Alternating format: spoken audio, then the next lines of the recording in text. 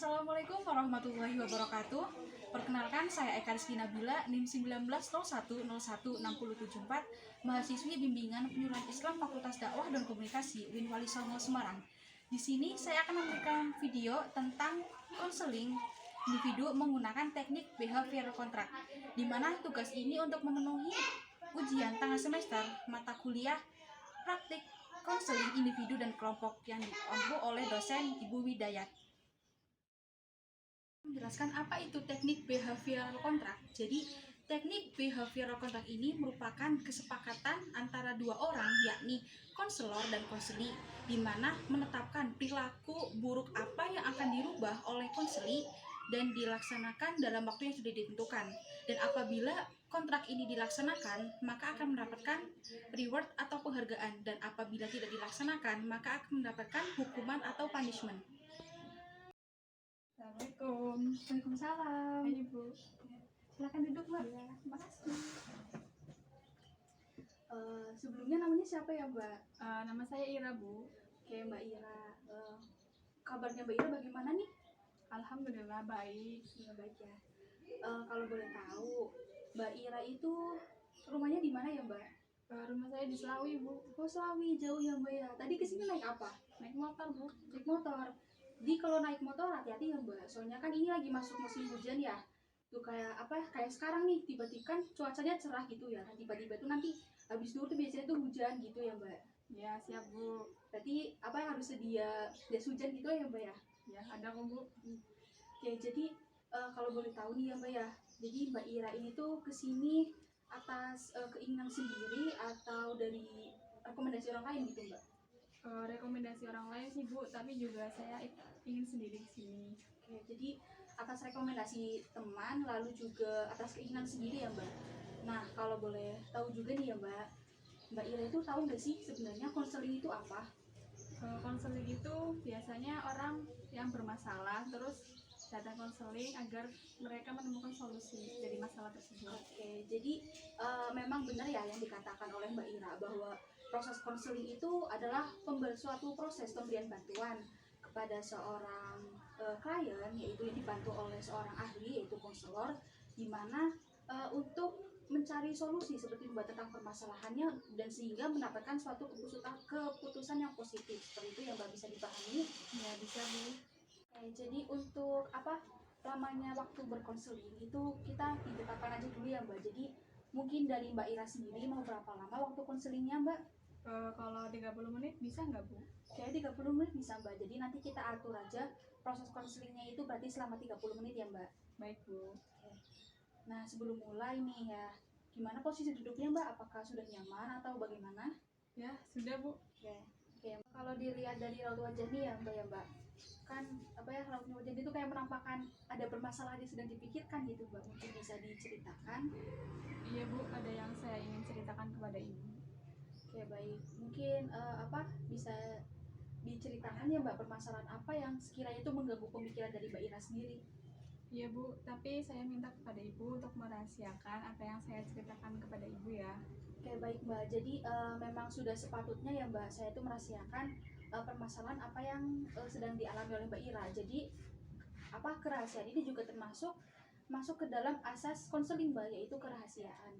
Oke, mungkin bisa diceritakan ya, Mbak, permasalahan yang sedang dialami.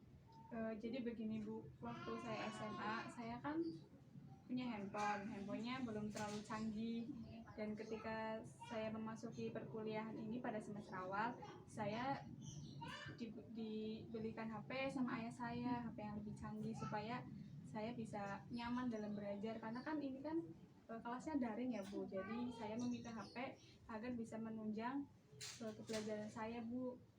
Oke, baik. Oke, terus? Awalnya saya terbantu akan adanya smartphone yang canggih ya Bu, karena dalam smartphone itu kan sudah ada materi yang diberikan kepada saya. Terus namun karena terlalu banyak aplikasi yang saya unduh, jadinya saya kecanduan dalam bermain game. Terus hampir setiap hari saya bermain game Bu. Terus juga saya jarang keluar rumah, akhirnya saya tidak bersosialisasi dengan teman-teman saya di rumah. Kemudian kalau mengerjakan tugas juga saya terkadang suka menunda-nunda, akhirnya tugasnya tidak saya kerjakan Bu. Oke. Ini mohon maaf ya Mbak sebelumnya, apakah orang tua dari Mbak Ira sendiri itu tidak memberikan nasihat untuk apa tidak selalu bermain game seperti itu Mbak? Orang tua saya sering memberikan nasihat untuk jangan terlalu sering bermain game gitu ya Bu, tapi saya hanya mengiyakan, tidak menjalankan Bu. Oke, oke jadi ya saya merasakan apa yang Mbak Ira rasakan ya. Mungkin ada lagi yang ingin disampaikan? Saya merasa menyesal Bu, karena perkataan orang tua saya tidak saya dengarkan, dan juga saya di rumah dijauhi sama teman-teman saya karena mungkin saya berubah sejak saya sering bermain game Bu. Oke, mungkin cukup Mbak? Cukup Bu. Oke, jadi dari permasalahan yang sudah dijelaskan oleh Mbak Ira tadi itu bisa disimpulkan ya Mbak bahwa Mbak Ira itu sebenarnya itu merasa terbantu akan adanya smartphone, di mana secara materi itu lengkap ya Mbak ada di situ. Namun yang menjadi permasalahan adalah ketika banyaknya aplikasi yang Mbak Ira unduh, lalu bisa dibilang tuh kayak Mbak Ira itu kecanduan untuk bermain HP seperti itu ya Mbak, lalu juga kecanduan untuk bermain game seperti itu, lalu ditambah lagi juga apa nasihat orang tua yang cuma diiyakan saja oleh Mbak Ira tanpa di apa lakukan ya Mbak seperti itu, lalu juga apa teman-teman Mbak Ira yang seharusnya itu menjadi teman Mbak Ira curhat bercerita justru malah ikut menjauhi ya Mbak, karena Mbak Ira itu mempunyai kesibukan sendiri, di mana jatuhnya kesibukan tersebut adalah jatuh kepada kesibukan yang negatif ya Mbak. Jadi namun dari Mbak Ira sendiri itu kan pasti ada keinginan untuk berubah ya Mbak, berubah menjadi seperti yang dulu, mungkin menjadi lebih ramah, lalu apa menjadi rajin belajar seperti itu ya Mbak ya. Iya Bu, saya berkeinginan untuk berubah. Oke, tadi kan sudah diceritakan ya permasalahan dari Mbak Ira. Jadi kalau menurut saya itu untuk mengatasi permasalahan Mbak Ira itu lebih baik kita menggunakan teknik behavioral contract. Jadi di mana teknik behavioral contract ini tuh kesepakatan ya Mbak. Jadi kesepakatan antara saya dan Mbak Ira itu untuk mengubah perilaku yang tadinya buruk itu menjadi lebih baik, dan itu nanti ditentukan Mbak batas waktunya. Kalau misalkan nanti sudah bisa dilakukan, itu nanti Mbak Ira akan mendapatkan reward atau penghargaan, dan apabila tidak dilakukan itu nanti Mbak Ira akan mendapatkan hukuman atau punishment. Bagaimana Mbak? Ya Bu, setuju. Oke, sebelumnya ini ada surat perjanjian kontrak perilaku. Silakan Mbak Ira isi terlebih dahulu di sini ya Mbak. Ya. Mungkin dari namanya terlebih dahulu diisi ya.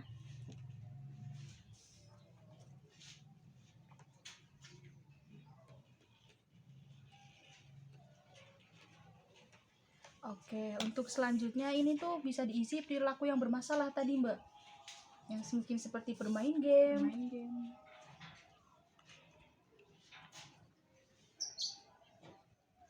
lalu sering menunda tugas kuliah ya Mbak. Ya Bu.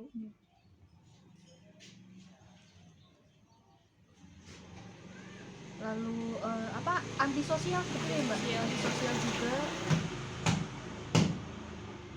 Lalu apa tadi kan kayak apa tidak merespon dari nasihat orang tua ya. Ya.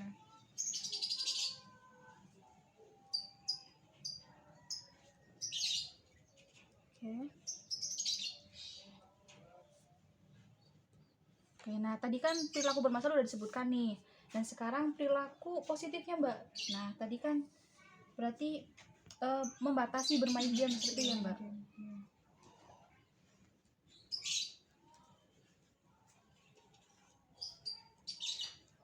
Lalu apa? Tidak menunda mengerjakan tugas, ya benar.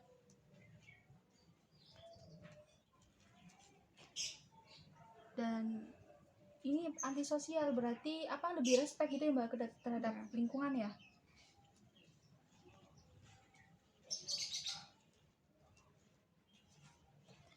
Nah terus Tidak mendengar nasihat orang tua. iya itu bisa.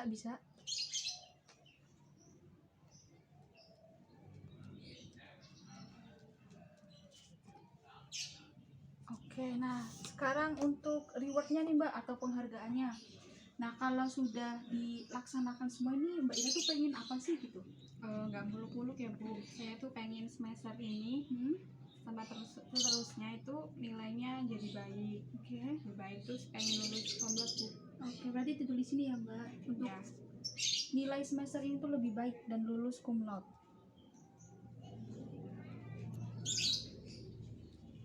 Atau mungkin bisa ditambahkan itu apa ya, lebih disayang orang tua gitu Mbak. Tadi kan orang tuanya kayak udah mulai pasrah gitu ya. Oh iya bisa. Bisa.